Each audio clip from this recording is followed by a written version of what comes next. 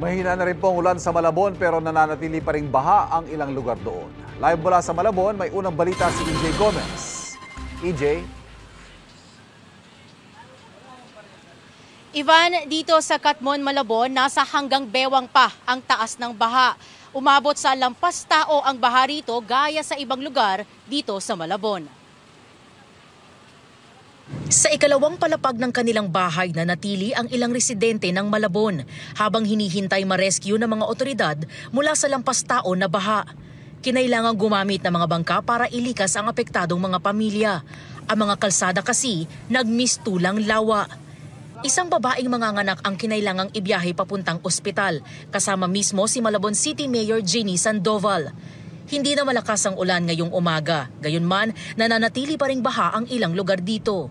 Pasado 3:00 ng madaling araw dito sa unahan ng kahabaan ng Governor Pascual Street, Barangay Katmon, Malabon, nananatili sa may binti yung level ng tubig baha. Pero sa bandang dulo, abot pa raw yan hanggang sa lagpas bewang, kaya hindi pa nadadaanan ng mga sasakyan. Kahapon sa kasagsagaan ng malakas at matinding pag-uulan, umabot sa lampas tao ang baha. Galing kami ng Pampanga. Nag-aabang lang kami ng pag bumaba yung baha para makatawid na kami. Hindi kaya kasi malalim eh. Samantala, aabot sa halos 1,000 residente ng Barangay Potrero ang nananatili sa evacuation centers.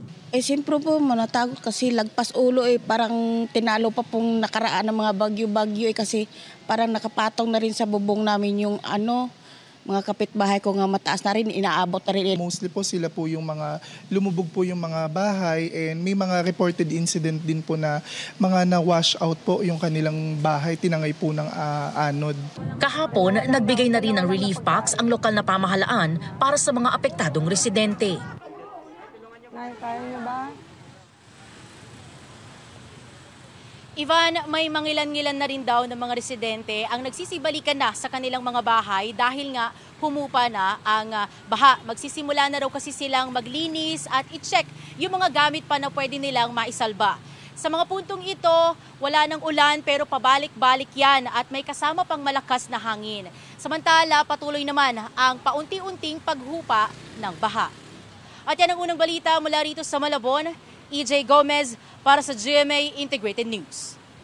Kapuso, para laging una ka sa mga balita, bisitahin at mag-subscribe sa GMA Integrated News sa YouTube. Sa mga kapuso abroad, samahan nyo kami sa GMA Pinoy TV at sa www.gmanews.tv.